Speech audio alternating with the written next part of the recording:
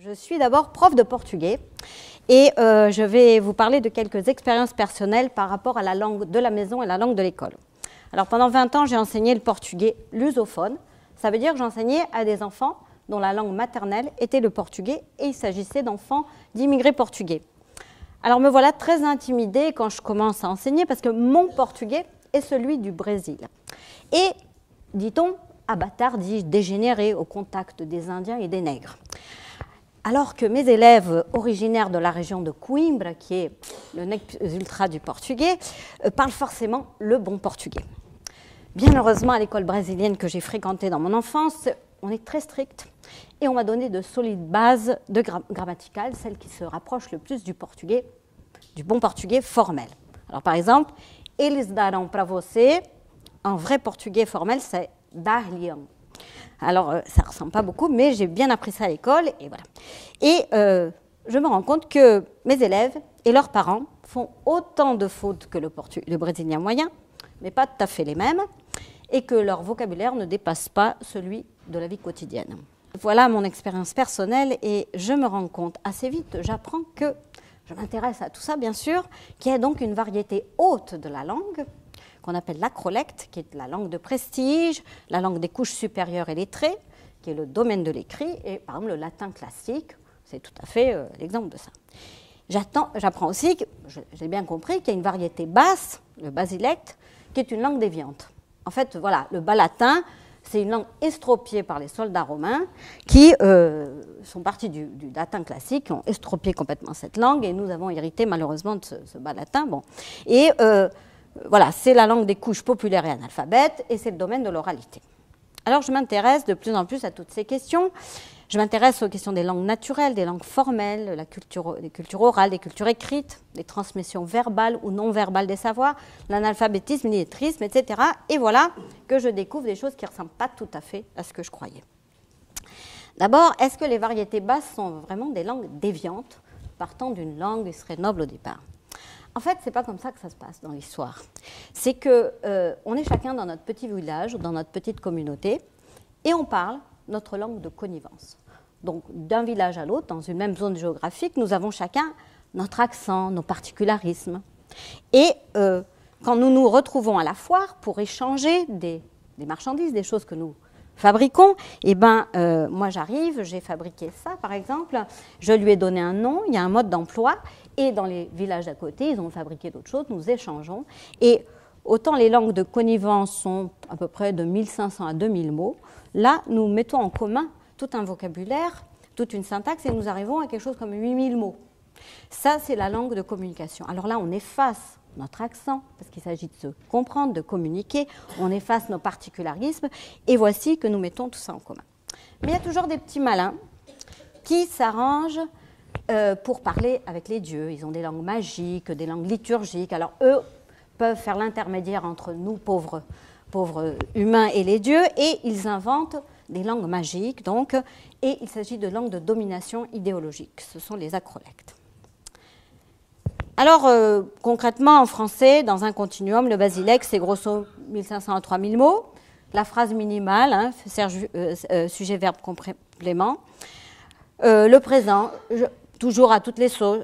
Je fais, j'ai fait, c'est le présent du verbe avoir. Je vais faire, c'est le présent du verbe aller. Et puis, fait, l'impératif. Par contre, on a un support gestuel, l'intonation, la prosodique, qui est extrêmement importante, ce qui fait que, en fait, cette langue n'est pas transcriptible. Et si on la transcrit, en plus, on trahit. Alors, ce n'est pas transcriptible parce que si je dis à ma voisine « ça va ?» alors je peux mettre un point d'interrogation. Mais si elle dit « ça va », alors comment je vais ponctuer ça? Je suis obligée d'en rajouter, de dire « dit-elle d'un air morose, tristounet, etc. » Donc là, je retombe, je ne suis plus dans la langue de connivence. Le mésolecte, la langue de communication, c'est entre 5000 et 8000 mots. Bien sûr, c'est un continuum. Il y a une extension de la phrase minimale. On introduit des adjectifs, des adverbes, on précise ce qu'on veut, puisqu'il s'agit de communiquer, vraiment on va préciser. Et puis on introduit un certain nombre de perspectives dans le temps, hein, avec des temps verbaux. L'acrolecte, alors là c'est plutôt dans les 50 000 mots. La syntaxe est de plus en plus complexe, il y a des subordonnés, des relatifs, et tout ça aussi bien à l'oral qu'à l'écrit. Un prêche, un plaidoyer se fait à l'oral. Et le français, quand on met tout Hein, on gratte tous les fonds de tiroir, on arrive à 200 000 mots, l'anglais 600 000 mots et le sanskrit 1 500 000 mots. Tous les acrolectes ne sont pas égaux devant l'Éternel. Et ce qui est de la standardisation et de la formalisation d'une langue est toujours une décision politique. Et là, je vais vous donner quelques exemples. En Inde, on parle, comme tout le monde, chacun dans sa petite communauté ou son petit village, chacun sa variante de connivence. Puis on a notre langue de communication, je les ai symbolisées par des marguerites, mais c'est un petit peu symbolique. Et ça s'appelle des prakrites. Simplement, ça veut dire naturel. Et il y a une langue qui a été inventée par des petits malins, des brahmanes, la vak, qui veut dire la parole. Et la vak, c'est la langue des Védas. Donc cette langue est transmise, est une langue liturgique qui est transmise uniquement oralement. La vak, en romani, vak kerav, faire parole, ça veut dire parler.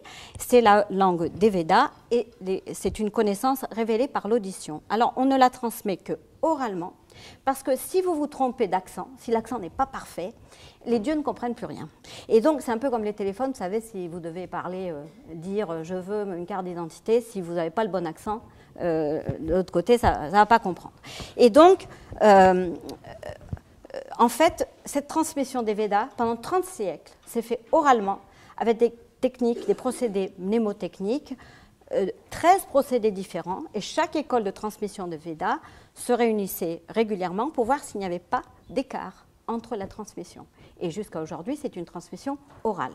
Or, c'est une langue extrêmement riche, donc l'écrit n'est pas forcément synonyme de richesse. Alors, au 5e siècle avant Jésus-Christ, un grammairien de l'époque, un érudit, va faire tout un travail sur la langue et va intégrer le vocabulaire issu des différents prakrites et le formaliser avec la langue des Védas et le mettre ensemble. Sam, ça veut dire ensemble, kara, mettre ensemble, ça veut dire composer, arranger, c'est sanskrit, mettre ensemble.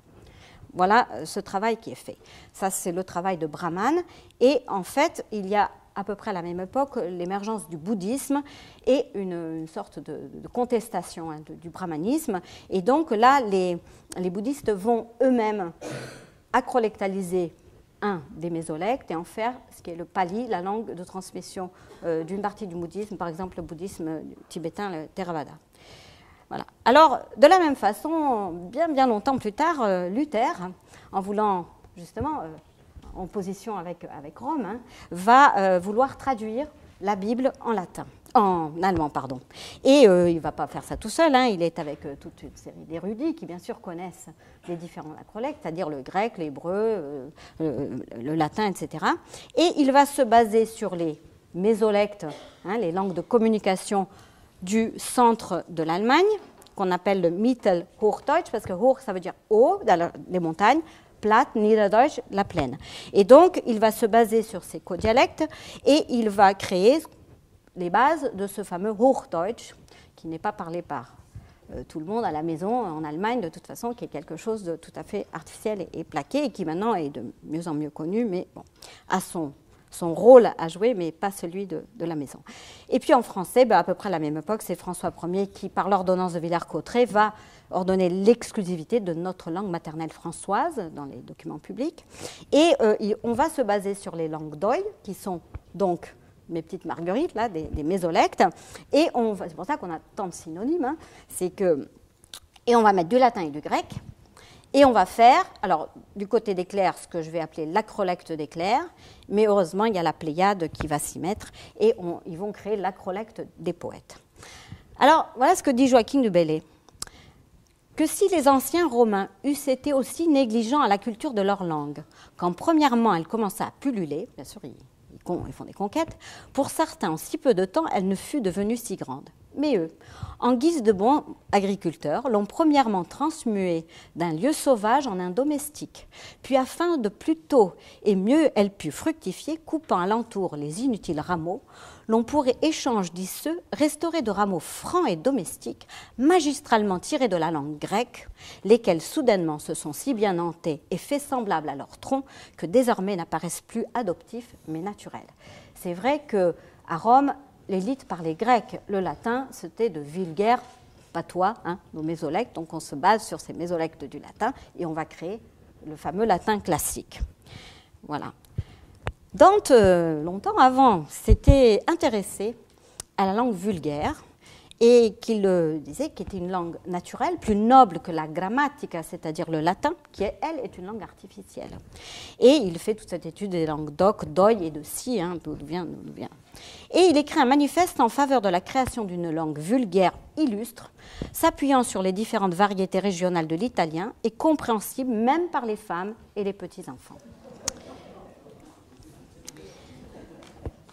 Je vous donne alors, en Europe, grosso modo, jusqu'au XIXe siècle, nous avons à peu près toutes les langues nationales et officielles ont subi à peu près le même traitement.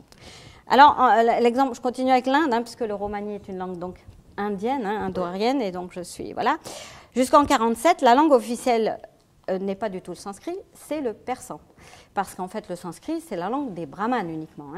Et le persan est la langue officielle puisqu'elle a été apportée par les Turcs. Tout ça ne paraît peut-être pas si logique, mais enfin, j'expliquerai ça cet après-midi. Voilà. Alors, en Inde, on a un supra, disons, mésolèque qui est assez répandu, qui s'appelle l'hindustani. Et à partir de cet hindustani, on va créer une langue nationale indienne réellement.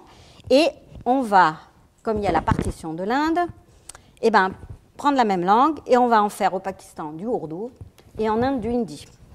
Et alors on va persaniser et on va sanskritiser le plus possible. C'est comme si en Espagne au Portugal on dit caballo ou cavallo et qu'on dise ben non, au Portugal on prend que des mots grecs et on va dire hippo, et en Espagne que des mots latins, on va dire ecus. Vous voyez ce que je veux dire? Donc finalement au bout du compte on ne se comprend plus très bien, même si on continue à se comprendre parfaitement, mais à l'école on ne se comprend plus. Alors voilà que va se créer un très fort problème d'illettrisme, parce que le hindi ou le ourdou officiel sont des langues artificielles, quasiment étrangères pas au hindiphone, mais hindustanitophone, avec pour le hindi un vocabulaire lourdement sanskritisé, pas dans le sens de mettre ensemble, mais du sanskrit formalisé, avec une syntaxe et une phrase complexe de type anglais. Et le ministère de l'Éducation se trouve devant 300 000 termes à forger, 100 000 pages de littérature technique à traduire, et 3 plans quinquennaux couvrant la période jusqu'en 1965 ne parviendront jamais à ces objectifs. Dans le sud de l'Inde, par contre, ils n'ont pas fait ça. On parle, vous savez, des langues dravidiennes, par exemple le tamoul, c'est assez connu. Le tamoul est un mésolecte supérieur qui a une littérature, comme avait par exemple la langue d'oc, une littérature importante. Mais là, ils ont décidé de s'en tenir là, et donc l'enseignement du socle commun, l'équivalent se fait en tamoul, mais ensuite on passe à l'anglais. Et donc, en fait, on a moins ce type de difficultés. Alors, une langue, c'est un beau matériau au départ. Puis après, des artisans travaillent, et puis des artistes aussi. Et voilà, on arrive à ça. Alors, au fond, l'illettrisme, qu'est-ce que c'est? Et l'analphabétisme, qu'est-ce que c'est? Un illettré, il déchiffre, mais il ne comprend pas ce qu'il lit. Alors, il y a des gens qui sont gentils, ils disent attends, passe-moi ta feuille, je vais te la lire. On lit, on ne comprend toujours pas, parce qu'en fait, on n'accède pas à cet acrolecte. Et qu'est-ce qu'un analphabète? Lui, il ne sait pas déchiffrer, c'est vite fait. Et souvent, dans nos cultures, il est illettré. Mais enfin, il existe quand même des analphabètes lettrés. Je vous parlais des pandites en Inde, donc pour lesquels l'écrit n'a pas de valeur. Et le scribe est un subalterne de basse caste, les shudras. Donc en fait, l'écrit n'est absolument pas valorisé. Au Brésil, j'ai fait ma maîtrise sur les repentistes, ça veut dire tout à coup, ça veut dire ce sont des gens qui improvisent dans différentes modalités qui ressemblent au système de composition formulaire d'Homère et qui improvisent aussi bien en alexandrin tout en étant des analphabètes complets mais qui ont une richesse. Donc ce sont des analphabètes lettrés et c'est important de le comprendre. Alors, il ne faut pas croire que parce qu'on est analphabète, on est lettré et qu'on est dans ce qu'on appelle l'oralité, qui était l'oralité justement d'Homère, etc.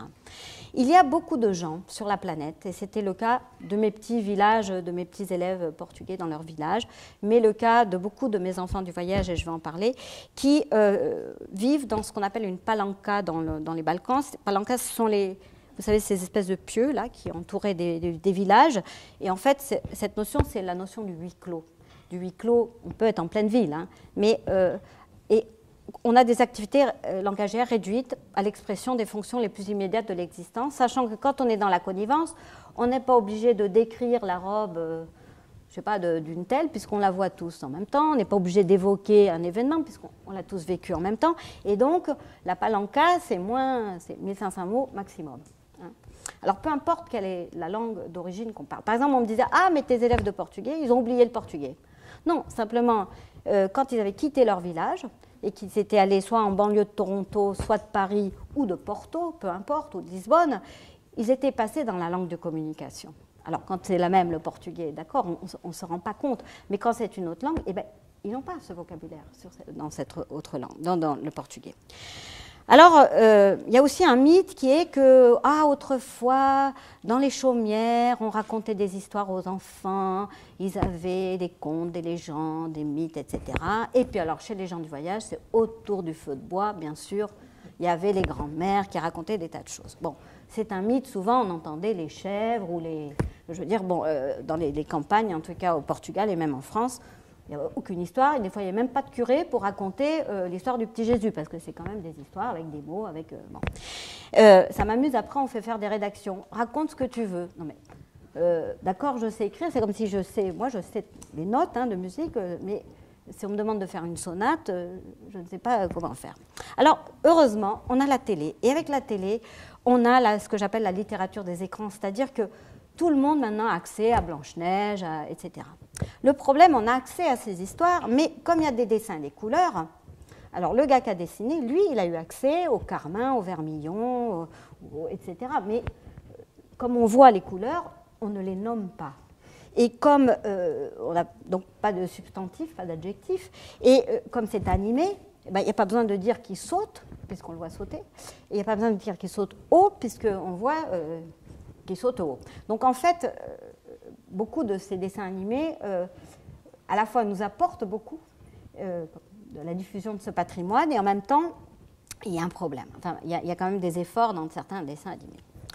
Alors, de la collecte d'éclairs dont je vous parlais tout à l'heure à l'humiliation du citoyen, il y a beaucoup de gens pour lesquels la lecture est un plaisir. Vous avez compris que pour moi, ce n'est pas parce que je parlais plusieurs langues que je confondais les P et les B, mais étant fortement dyslexique, ce n'est pas réellement un plaisir. Et de plus, je suis amblyope, alors vraiment, j'ai toutes les difficultés. Par contre, d'entendre des gens qui savent bien déclamer, pas moi la poésie, mais je regrette, je lis un poème, c'est d'une platitude. D'abord, j'ai du mal à le déchiffrer, ensuite c'est plat, parce que je ne sais pas déclamer. Je sais lire les notes, mais je n'entends pas la musique. Et donc, quand on n'a pas cette compétence de déclamer ou de bien prononcer quelque chose ou bien de bien le chanter, eh ben, on n'en profite pas. Alors, de la lecture plaisir que j'espère vous avez tous, moi j'ai heureusement tous ces livres qui sont lus par des auteurs maintenant et qu'on peut écouter, et donc j'ai accès aussi à ça, même si, voilà mon obstacle, certains obstacles sur mon chemin, heureusement il y a des gens qui ont pensé qu'on pouvait avoir ces obstacles et qu'on pouvait voilà. Pour la plupart d'entre nous, quand même, la lecture, c'est une corvée. Parce que nous sommes envahis d'écrits juridico-administratifs depuis les années à peu près 60, et alors écrits en général de façon totalement illisible parce que inaudible. Alors que Basilecte et Mésolecte ne sont pas des genres mineurs. Un chirurgien qui opère ne s'amuse pas à nous faire des subordonnées et des relatives. Quand il a besoin du scalpel, etc., il faut que ce soit minimal, efficace et précis. Le tout, c'est de savoir à quel moment on doit employer quoi. Et puis, combien d'entre nous s'étonnent, après 6 ou 7 ans d'allemand ou d'anglais, de ne rien comprendre quand on est dans le pays. Et la collecte qu'on a appris à l'école n'est pas efficace ou suffisante dans toutes les situations. Le basilecte est la langue de la tendresse, de l'humour, et parfois, et même souvent, celui de la pédagogie. Parce qu'on peut expliquer des choses très complexes dans une langue très simple. Il suffit de se donner un petit peu de mal, c'est beaucoup de travail en général. Alors voilà ce qu'écrit un linguiste, William Labov, c'est un Américain. Il n'y a rien d'évident à ce que le langage châtié, valorisé par l'institution scolaire, soit un véhicule plus efficace du raisonnement et de l'argumentation.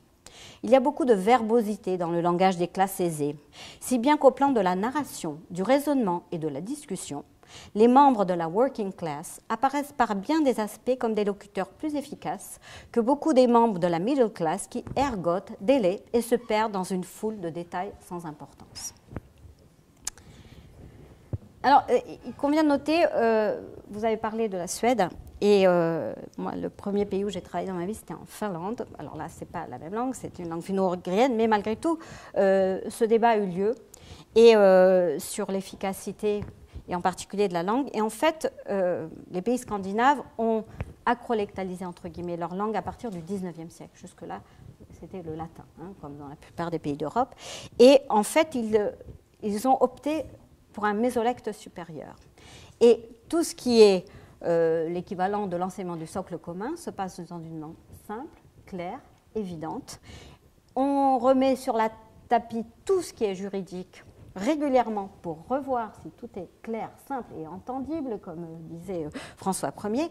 Et par contre, quand on passe à des études supérieures, eh ben, on passe à l'anglais ou à l'allemand, mais maintenant de plus en plus à l'anglais. Parce que, comme autrefois, les érudits échangeaient tous en Europe en latin. Maintenant, les érudits échangent tous de plus en plus en anglais. Ce qui ne me choque pas particulièrement, puisque chaque langue a ses richesses, et le tout, c'est de les reconnaître. Donc, en fait, sans s'en rendre compte, la France se rend compte, dans beaucoup de pays, on a des situations de diglossie. Diglossie, ça veut dire que la société, le basie et mésolecte, comporte des différences minimes, des fois, qui apparaissent minimes, ou d'autres carrément très importantes d'incompréhension avec l'acrolecte. Alors, c'était le cas de la Grèce, par exemple. On a eu un certain Adamantios Korais qui, à la fin du XVIIIe siècle, a décidé de créer une langue avec le grec classique, avec la koiné, etc., et nous a fait la Katarevoussa. Il y a eu tellement de problèmes d'illettrisme en Grèce, c'est devenu la langue officielle, qu'il y a eu des émeutes, des morts, une situation tellement alarmante que finalement, on a fini en 1976 par adopter le démotique, donc la langue du peuple. Et c'était la fin de la diglossie. Alors, on a en Suisse allemande une diglossie entre le Schweizerdeutsch et l'allemand, le Schriftdeutsch, l'allemand écrit, et puis bien sûr l'arabe dialectal, l'arabe littéraire. Et en France, littéral, même si en France on ne s'en rend pas trop compte, on a aussi les créoles des Antilles, et on a le fameux parler voyageur, puisque je m'occupe des enfants du voyage, je vais dire un petit mot. Alors, les gens du voyage communiquent entre eux dans une langue de connivence qu'on appelle le parler voyageur, même si chacun d'entre eux peut parler des langues différentes. En fait, on pense souvent, j'en parlerai cet après-midi, que les gens du voyage sont tous des tziganes. C'est faux. Il n'y a qu'une partie des gens du voyage qui sont des tziganes. Les autres ne sont pas du tout d'origine tzigane, donc pas d'origine indienne. Bon, souvent, on tziganise tout le monde. Hein. C'est comme si on disait qu'à la Courneuve, tout le monde est marocain, forcément, puisqu'il y a beaucoup de Marocains. Tout le monde, du coup, est marocain. Alors, chez les gens du voyage, il y a différentes situations. Vous avez des gens qui ont une itinérance structurée autour d'activités économiques, et ces gens-là sont dans la langue de communication. On arrive quelque part, on a des clients, on retrouve de la famille, on retrouve des amis, et on est dans la langue de communication. Et même si on ne va pas à l'école très régulièrement, le capital langagier est assez important. Pour ceux qui sont, par exemple, dans le monde de la fête foraine, et c'était aussi beaucoup des gens qui faisaient des pièces de théâtre en public, qui aussi faisaient de la divulgation de découvertes scientifiques. Donc, si vous voulez, le mésolecte est carrément supérieur. Et puis, il y a des gens qui sont plutôt dans l'assignation à l'errance, qui, eux, parce qu'il n'y a pas assez d'air d'accueil, etc., sont dans une position, je dirais, intermédiaire. Et puis, vous avez aussi pas mal de gens du voyage qui ne bougent plus depuis des fois des décennies, et c'est ce que j'appelle les exclus du voyage, et qui, eux, sont souvent dans cette situation de palanca, c'est-à-dire dans un huis clos.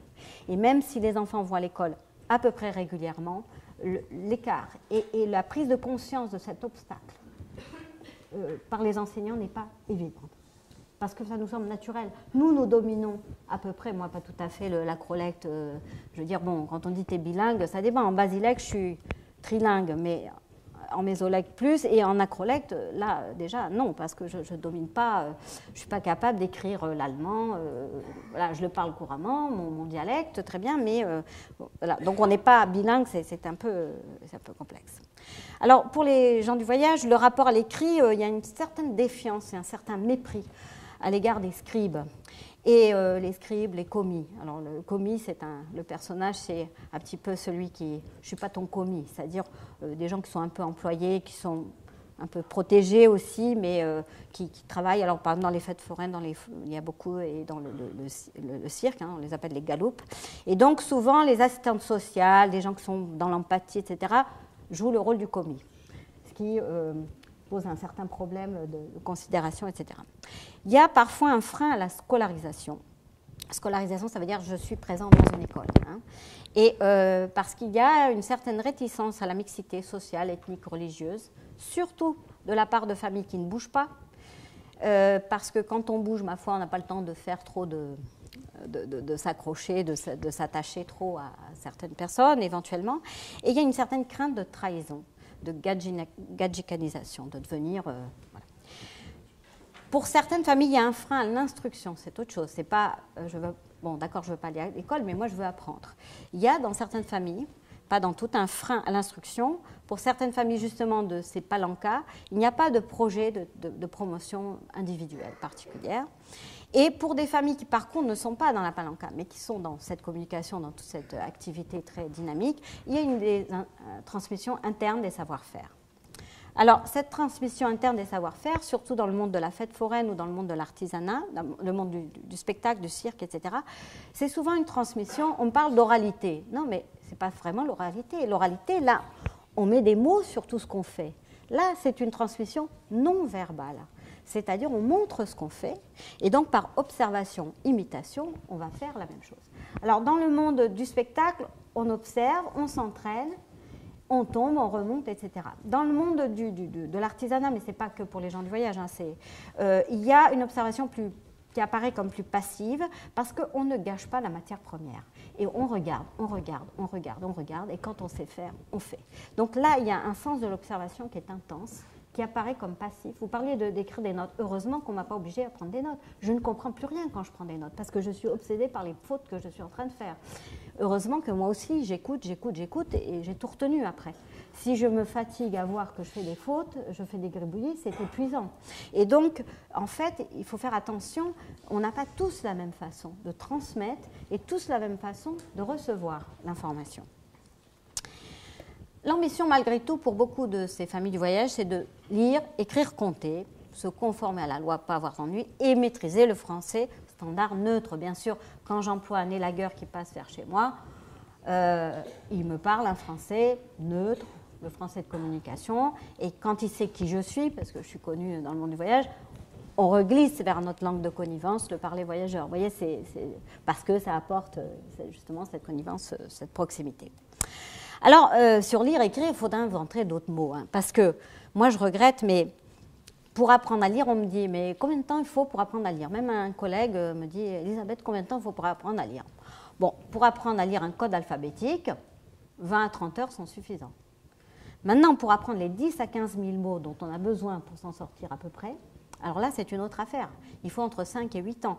C'est-à-dire que moi, tous les ans, maintenant, j'apprends très peu de mots. Je ne sais pas vous, mais moi, maintenant, en français, j'en apprends assez peu. Mais j'en apprends quand même toujours un peu. Mais c'est vrai que j'ai développé des cours de lutte contre l'analphabétisme et l'illettrisme. J'ai compté dans le premier niveau 1, j'ai mis 2000 mots différents. Quand je dis mots, hein, c'est masculin singulier, le verbe à l'infinitif. Et quand le niveau 2, je n'ai introduit que 500 mots de plus. Hein, parce qu'en fait, on s'amenuise. Donc en fait, pour arriver à nos 10 000 et 15 000 mots, il faut vraiment y passer du temps et entendre beaucoup et d'histoires et de choses avant de s'obséder par l'écrit. Puis alors, écrire, d'accord, écrire, c'est important de d'écrire, mais moi, je sais lire un roman ou plutôt l'écouter, mais je suis incapable d'en écrire un. Et pourtant, j'ai un certain niveau. Donc, ce n'est pas du tout la même opération. Attention, il ne faut pas... Voilà. Alors... on me dit, ah oui, mais alors pourquoi on impose le français à tous ces gens et tout? Alors, je rappelle quand même que la Constitution française veut que la langue de la République est le français. J'aurais été conseillère de François Ier, je lui aurais conseillé le Languedoc, la langue, parce qu'en fait, les Languedoc étaient vraiment beaucoup plus pauvres. Il a fallu mettre le paquet avec l'Académie française, etc. Enfin, depuis, c'est devenu une langue quand même. Voilà. Mais en fait, l'idée, c'est d'offrir à tout un chacun un acrolecte. C'est ça, l'histoire du français. Parce qu'il ne faut pas croire, le breton, le basque, etc., font ce travail d'acrolectalisation, mais on n'en est pas là. Actuellement en France, on a le français qui a un acrolecte et les autres langues ont d'autres niveaux qui sont pas qui sont très riches aussi, etc. Ce n'est pas la question. Voilà. Alors, à l'école, qu'est-ce que nous dit le Code de l'éducation? L'école garantit à tous les élèves l'apprentissage, je veux bien, et la maîtrise de la langue française. Alors là, je me demande s'il ne faudrait pas faire un droit opposable, parce qu'on n'est pas vraiment encore là-dedans. Bon. Alors, pour conclure, on parle beaucoup, l'oralité, la culture écrite, la culture orale, on fait beaucoup de... comme c'était en opposition. Bon, on a inventé l'écriture il n'y a que 5000 ans, hein, à peu près, et en réalité, c'était surtout pour faire des listes. Des listes, c'est ça, les premiers, pour justement se dégager un petit peu la mémoire. Hein, voilà.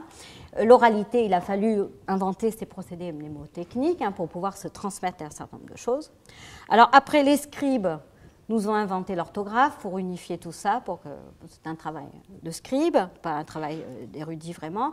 On a les copistes, et puis il y avait les érudits, eux, ils n'écrivaient pas. Socrate était carrément contre. Il trouvait que ça figeait la pensée, que ça la sclérosait, et il était absolument contre l'écrit. Montaigne avait un secrétaire, bien sûr, qui n'écrivait pas. C'était un travail de secrétaire. Alors, bien sûr, tous les grands de ce monde ont des secrétaires. Il leur dit, bon, tu lui diras ce mec-là, bon, qui passe la semaine prochaine. Et voilà, ce secrétaire qui écrit en acrolecte d'éclair, veuillez croire, cher monsieur, à l'expression, etc. Bien sûr. Donc, l'acrolecte d'éclair, c'est l'affaire des scribes. Et alors, on a aussi autre chose, c'est donc la secrétaire, elle sait, l'assistante, disons, elle sait pas juste écrire ce que lui dit son patron. Quand vous lisez des lettres, moi j'ai lu des lettres des rois du Portugal, des décrets, il faut voir, on voit bien que des fois il a un secrétaire qui écrit exactement ce qu'a dit le roi, alors on se répète à l'oral, on se répète, etc. Alors il répète 4-5 fois la même chose. Par contre, des fois il a un assistant. Alors l'assistant, là, il reformule les phrases, il fait ça bien et les idées sont plus claires. C'est le rôle de l'écrivain public. On ne sait pas comment écrire, on dit j'ai envie de dire ça, et lui va le dire comme il faut, bien, avec des phrases, etc. Alors maintenant, on a tous, moi j'ai déjà un ordinateur comme ça, je peux lui parler, il écrit à ma place, et en plus il corrige les fautes d'orthographe. Donc nous sommes bientôt passés à une autre étape. Par contre, quand je lis dans des forums des choses, et c'est écrit de façon trop phonétique, je ne comprends plus rien. Donc il faudrait que je passe par un logiciel qui me le lise à haute voix, et là je comprendrai. Vous voyez ce que je veux dire? Il va falloir, on a bientôt tous ces petits assistants sur nous. Et je me pose des questions, je m'en suis posé toute ma vie, je continue. Ces nouvelles techniques de la communication, comme par exemple la vidéo, ne remettent-elles pas en question la fixation et la transmission uniquement par écrit des savoirs, des connaissances? Va-t-on assister à une réhabilitation de la transmission verbalisée orale? Bon, si on voyait aujourd'hui presque en direct les enseignements de Jésus de Nazareth ou de Mahomet, peut-être que tout ce qui a été écrit, tous les commentaires, etc., je ne sais pas quelle valeur ils auraient aujourd'hui si on voyait carrément parler. Parce que dorénavant, tout ce qu'on aura filmé, ça pourra être maintenu. D'ici 500 ans, 1000 ans, 2000 ans, on pourra le voir. Quel regard aura-t-on là-dessus? C'est intéressant, je pense qu'il faut se poser. Et puis, on va pouvoir aussi réhabiliter le type de transmission non verbalisée par observation-imitation. Alors, par exemple, c'est vrai qu'une recette de cuisine, un bouquin de recettes de cuisine, c'est une catastrophe, parce qu'on ne comprend jamais comment il faut faire. Mais le coup de main qu'avait la grand-mère, c'est qu'en le voyant qu'on sait faire. Et heureusement, maintenant, avec la vidéo, on arrive à peu près à voir quel coup de main il faut avoir. Donc, il y a des choses pour lesquelles la transmission non verbale est efficace, d'autres pour lesquelles elle n'est pas efficace, et il faut se reposer toutes ces questions. Voilà, je vais conclure avec ça. Je vous dis juste quelque chose, c'est que les cours de mise à niveau que j'ai développés pour des élèves entre 12 et 16 ans, actuellement à peu près 3500 élèves du voyage et pas uniquement suivent ces cours, seront à la rentrée mis en ligne sur Eduscol et seront disponibles pour tout le monde. Je ne vais pas vous détailler, mais c'est un peu basé sur cette idée. Ce n'est pas parce que je ne sais pas déchiffrer que je ne suis pas capable de comprendre, et on passe beaucoup par des textes assez longs, mais qu'on entend. Et c'est pas parce que... Quand je suis arrivée au Brésil, j'étais à peu près en CM1, la maîtresse... a dit à mon père, non mais il faut qu'elle reste au CP là, parce qu'elle ne sait toujours pas le portugais. Il dit, mais attendez, mais elle a déjà le niveau largement CM1. Elle va rester que 15 jours, et heureusement, il n'y avait pas de PLE, portugais langue étrangère, mais tous mes petits copains, étaient très bienveillants, tous mes petits voisins, et grâce à eux, j'ai pu apprendre très très vite et passer les examens que je devais passer pour passer dans les classes supérieures. Donc je pense que aussi, en fait, vous parliez d'inclusion, je pense que c'est au travail pas que de l'enseignant, etc. C'est que nous tous, nous devons apprendre à vivre avec des gens qui fonctionnent autrement, qui ont d'autres types d'obstacles, et nous devons faire un énorme travail pour comprendre ça. Et les autres enfants qui n'ont pas les mêmes difficultés ont par contre un handicap, c'est celui de ne pas comprendre que d'autres peuvent avoir des difficultés. Ça, c'est un véritable handicap. Voilà, je vous remercie.